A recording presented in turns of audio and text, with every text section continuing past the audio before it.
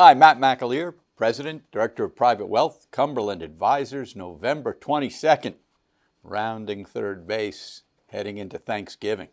What are we looking at? Really nice breadth. Very strong demand, small cap, mid cap, large cap, and value as well as growth. That's signs of a healthy market.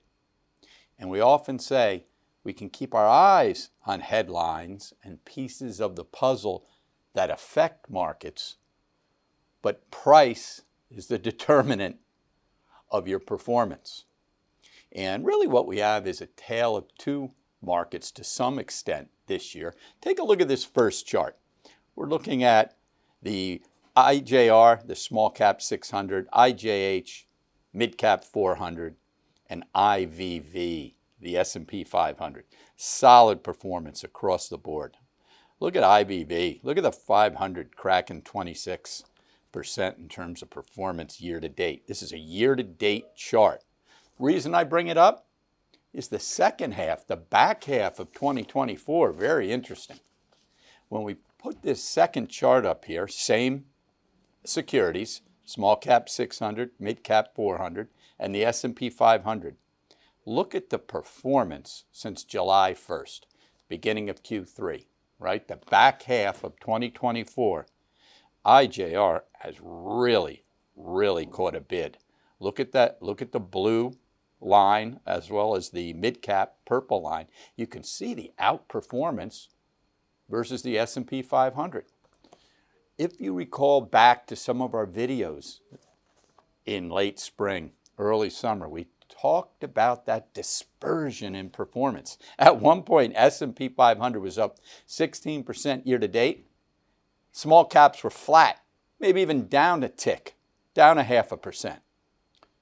We've got to that extreme, talking about any time we see broad equity indexes show you that kind of extreme dispersion in performance, it often pays to lean against that dispersion, just meaning that we're looking for a reversion to the mean. And that's what we've got in second half. So while the S&P and the NASDAQ have been leaders throughout the year, it's very encouraging to see small and mid join the party. Now, we've been fooled by this. As you know, some of you have been watching our videos for 5 years. Investors, traders have caught head fakes in the past. Go back to Q4 of 23. Small cap put a little bid in only to fade in January. This action, though, is starting to get a little bit of momentum to it. And you've really started to see performance across multiple sectors and industries in that small and mid area. And I only mention that because in terms of diversification, let's not ignore some areas such as small and mid that have previously been serious, significant laggards. So again, over time, trying to allocate capital to the right areas is something we do day in, day out, week in, week out.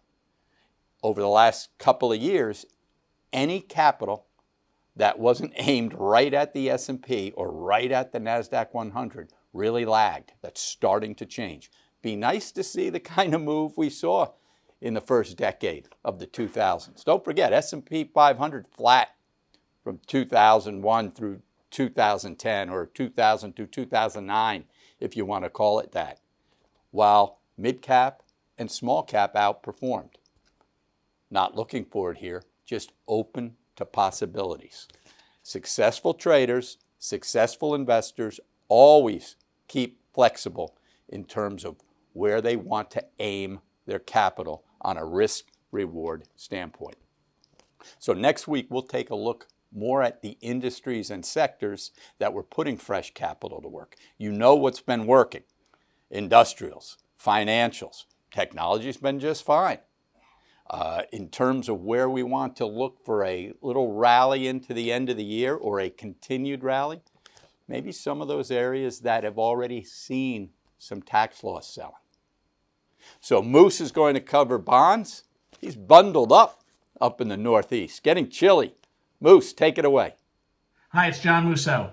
I am the CEO and Director of Fixed Income at Cumberland Advisors. It is Friday afternoon on November 22nd. This is the bond report. This week, quiet week in bonds, particularly after the volatility we have seen in treasuries heading into the election and post-election. So this week, you saw the 10-year treasury bond really down 3 ticks, 441 from a 444. The 30-year bond was also down 3 ticks to a 459 from a 462. Muni's very similar. 10-year AAA scale, mind you, down to about 292. That's down 2 ticks. And the 30-year bond also down 2 ticks on the AAA. What's important here is to realize that things are starting to quiet down. On the economic side, not a whole lot this week. You had, again, some stronger numbers, some weaker numbers. You had initial jobless claims down more than expected. That's been a pattern. We have not seen the jobless claims go up to the level that they were this past summer.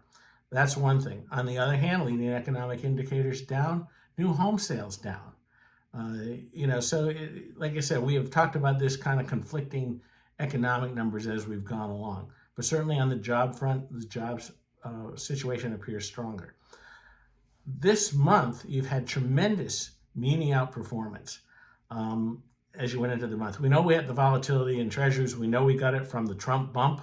We have talked about it on here. Just to put the numbers in perspective, on October 31st, the 10-year AAA scale was a 301. It sits at a 292 today. That's down 9 basis points. The 10-year Treasury bond was at a 428. It is at a 441. That is up 13 basis points. That is 22 basis points of outperformance in the month. Very strong. A lot of it money coming into the muni market through separately managed accounts, some into funds, some into ETFs. Why? Well, you know what? They know the results now of the election, so money is starting to come into the market. And on the Treasury side, you backed up initially, but now you're calming down a little bit. Today, the rumor is elect Trump is going to have Kevin Warsh come in as Treasury Secretary, and then in 2 years take over from Jay Powell. Wall Street should like that because Kevin Warsh was a Federal Reserve governor. So that's a bit of a calming influence on the market. And, after all the turmoil, Wall Street was looking for some calming influences out there. Next week, very quiet week with the holiday, Thanksgiving. Certainly the most American holiday that we have. We hope everybody out there has a great Thanksgiving. As you know, one of my basic tenets is that nobody should be alone on either Thanksgiving or Super Bowl Sunday. So if there's somebody out there that you know is alone, please invite them over to your house for Thanksgiving or take them with you wherever you're going. All right. We hope everybody has a great Thanksgiving, and we'll talk to you next week. Thanks. Thanks, Moose. Holiday shortened week next week. We'll be doing the video on Wednesday. Look for it. Enjoy the weekend.